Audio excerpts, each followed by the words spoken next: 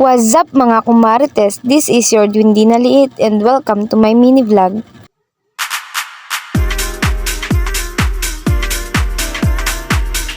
Kagigising ko nga lang mga mare. Kitang-kita nyo naman, nag-uunat-unat pa at nagpasimple pang magtanggal ng muta. Araw nga pala ng mga puso ngayon at ito ako, solo mode ngayon. Nagpasingi Vincents ba naman sila mama? Hindi ako sinama, tama. Kaya heto ako, kadate ang sarili ngayon, tama. Dahil nga wala naman akong kadate, naisipan ko na lang maglinis ng bahay para may maginawa naman ako sa buhay. Hindi yung feeling senyorita lagi. Saka mga mare, mas maganda talagang mag-asikaso sa bahay. Pag sulo ka laang, walang mangingialam sa iyo. Siya nga pala mga mare, nabati nyo na ba ang inyong mga mahal sa buhay? Happy Valentine's nga po pala sa inyong lahat. Ako na lang ang mabati sa iyo, total wala ka namang jowa. Charot!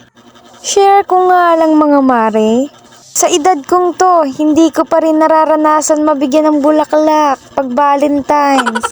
Kahit sana amarilyo lang mga mare, masayang masaya na ako doon.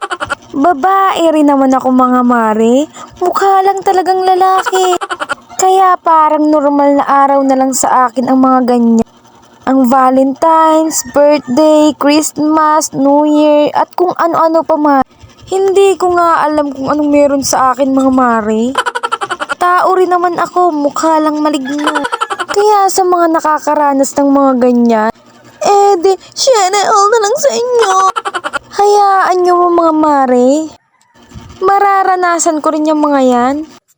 Not now, but never. Never, never, never. Ikain na nga lang natin yan mga mare. Maraming salamat po sa nagbigay ng ulam. Nakatipid na naman si Juan. Pumunta na nga pala ako sa kwarto pagkatapos kong kumain. At ako'y humiga na katabi ang baby ko. Hindi man kami magkasama na nagpapatibok ng aking heart. Titingnan ko na lang muna ang kanyang picture. Pati ang aming mga larawan na kami magkasama. Pero mga mare, mas lalo ko lang siyang na-miss. I miss you, Ali. Uwi ka na, di na ako galit. Uy, napaka-OA. Dahil nga sobrang namimiss ko na siya, itutulog ko na lang, baka sakaling mapanaginipan ko pang magkasama kaming dalawa. Yun lang po, maraming salamat. I love you, mua.